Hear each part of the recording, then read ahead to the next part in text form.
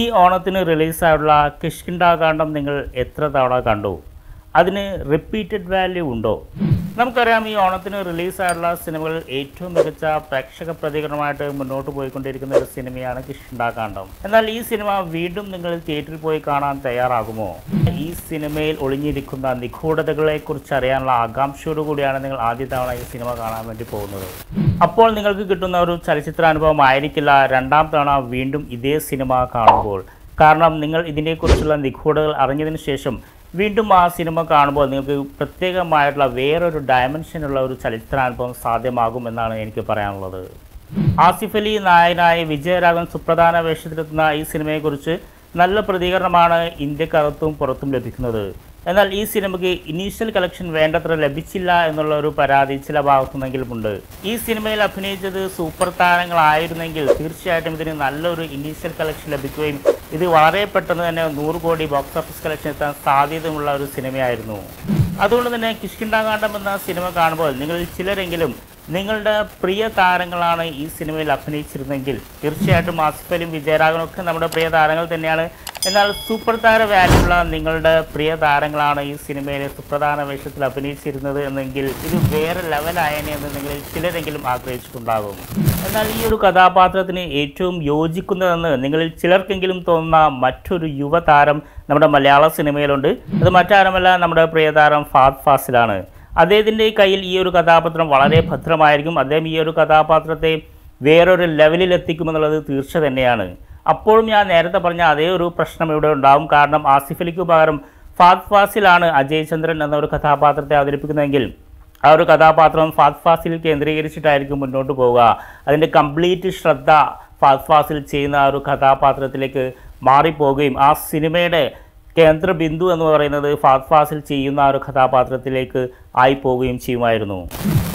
Retired army ഓഫീസറായിട്ടുള്ള ഓർമ്മശക്തി നഷ്ടപ്പെട്ടിരിക്കുന്ന ഒരു കഥാപാത്രത്തെ വളരെയധികം ഡെപ്തുള്ള ഈ ഒരു കഥാപാത്രത്തെ മമ്മൂട്ടിയാണ് ചെയ്തിരുന്നെങ്കിൽ ഇത് വേറൊരു ലെവലിലേക്ക് എത്തിക്കാൻ അദ്ദേഹത്തിന് സാധിക്കുമെന്നുള്ളത് തീർച്ച തന്നെയാണ്. എന്നാൽ വിജയരാഘവൻ ഈ കഥാപാത്രത്തെ വളരെ തന്മയത്വത്തോടുകൂടി തന്നെയാണ് അഭിനയിച്ചിട്ടുള്ളത്.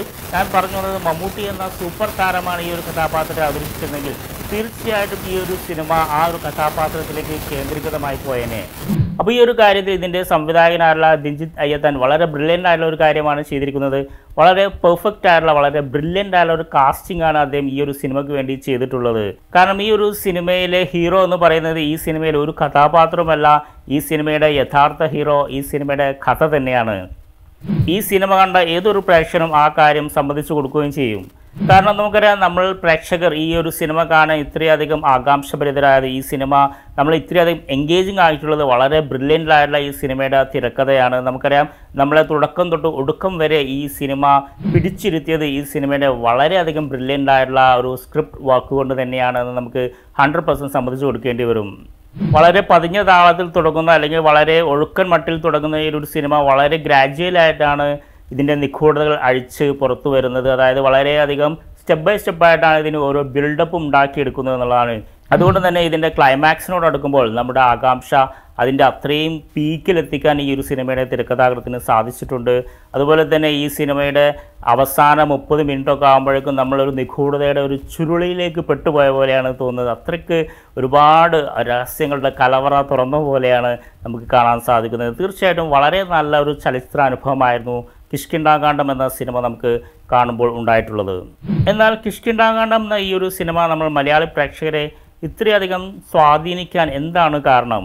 തീർച്ചയായിട്ടും അതിൻ്റെ പിന്നിലൊരു സൈക്കോളജി ഉണ്ട് എന്നാണ് എനിക്ക് മനസ്സിലാക്കാൻ സാധിക്കുന്നത്. കാരണം നമ്മൾ മലയാളികളുടെ ഒരു അടിസ്ഥാന സ്വഭാവമാണ് കാര്യങ്ങൾ അറിയാനുള്ള ഒരു ജിജ്ഞാസ, കൂടുതലായിട്ട് വിവരങ്ങൾ ചോർത്തിയെടുക്കാനുള്ള ഒരു ആകാംക്ഷ, അല്ലെങ്കിൽ അത് ഇൻഫോർമാറ്റീവ് ആയിട്ടുള്ള കാര്യങ്ങളായെങ്കിലും മറ്റ് വ്യക്തികളെക്കുറിച്ചുള്ള കാര്യങ്ങളാണെങ്കിലും മറ്റുള്ളവരുടെ കാര്യങ്ങളെക്കുറിച്ച് അറിയാനുള്ളൊരു നിഗൂഢ സ്വഭാവം അല്ലെങ്കിൽ ഒരു രഹസ്യ സ്വഭാവം നമ്മൾ മലയാളികൾക്കുണ്ട് എന്നുള്ളത് വാസ്തവം തന്നെയാണ്. അതായത് മറ്റുള്ളവരുടെ രഹസ്യങ്ങളുടെ കലവറ തുറക്കാൻ അല്ലെങ്കിൽ മറ്റുള്ളവരുടെ ജീവിതത്തിലെ നിഗൂഢതകളെക്കുറിച്ച് അറിയാൻ നമ്മൾ മലയാളികൾക്ക് ഒരു പ്രത്യേകമായിട്ടുള്ളൊരു താല്പര്യമുണ്ട് എന്നുള്ളത് സത്യം തന്നെയാണ്.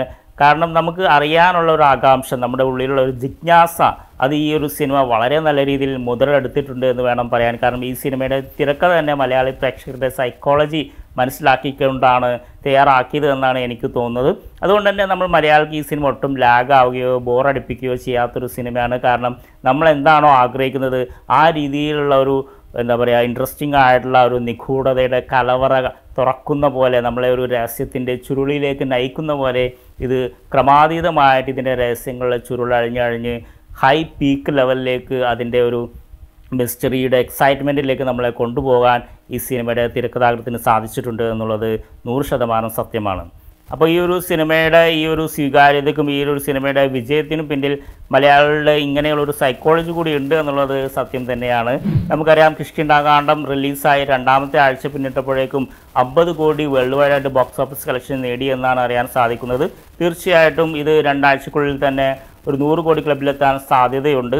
അപ്പോൾ ഞാൻ ഈ വീഡിയോയുടെ തുടക്കത്തിൽ പറഞ്ഞതുപോലെ കിഷ്കിന്ധാകാന്ഡം എന്ന സിനിമ ഒരിക്കൽ കൂടി നിങ്ങൾക്ക് കാണാൻ സാധിക്കുമെങ്കിൽ ഒന്നുകൂടി പോയി കാണുക. കാരണം നിങ്ങൾക്ക് പ്രത്യേകമായൊരു ചലച്ചിത്ര അനുഭവമായിരിക്കും നിങ്ങൾ 2ാം തവണ ഈ ഒരു സിനിമ കാണുമ്പോൾ നിങ്ങൾക്ക് ലഭിക്കുന്നത്. അത് നിങ്ങളെ വേറൊരു ചലച്ചിത്ര ആസ്വാദന ലോകത്തേക്ക് കൊണ്ടുപോകുമെന്നാണ് എനിക്ക് പറയാനുള്ളത്. അപ്പോൾ ഈ സിനിമ ഇതുവരെ കാണാത്തവർ തീർച്ചയായിട്ടും ഈ സിനിമ തിയേറ്ററിൽ തന്നെ പോയി കാണുക. അതുപോലെ തന്നെ ഈ സിനിമയെക്കുറിച്ചുള്ള നിങ്ങളുടെ അഭിപ്രായങ്ങൾ നിങ്ങൾക്ക് ഇവിടെ കമൻറ്റായി രേഖപ്പെടുത്താം. ഈ വീഡിയോ നിങ്ങൾക്ക് ഇഷ്ടപ്പെടുന്ന ഞാൻ വിശ്വസിക്കുന്നു. ഇഷ്ടപ്പെട്ടാൽ ഒന്ന് ലൈക്ക് ചെയ്തേക്കണം, നിങ്ങളുടെ സുഹൃത്തുക്കളുമായി ഒന്ന് ഷെയർ ചെയ്തേക്കണം. നിങ്ങൾ ആദ്യമായാണ് ഈ ചാനൽ കാണുന്നതെങ്കിൽ ഒന്ന് സബ്സ്ക്രൈബ് ചെയ്യണം. കാരണം ഇതുപോലെ ഒരുപാട് ഇൻഫർമേറ്റീവ് വീഡിയോസുമായിട്ട് ഞാൻ വീണ്ടും വരുന്നുണ്ട്. അപ്പോൾ നമുക്ക് അടുത്ത വീഡിയോയിൽ കാണാം. അതുവരെ this is Jubair signing of.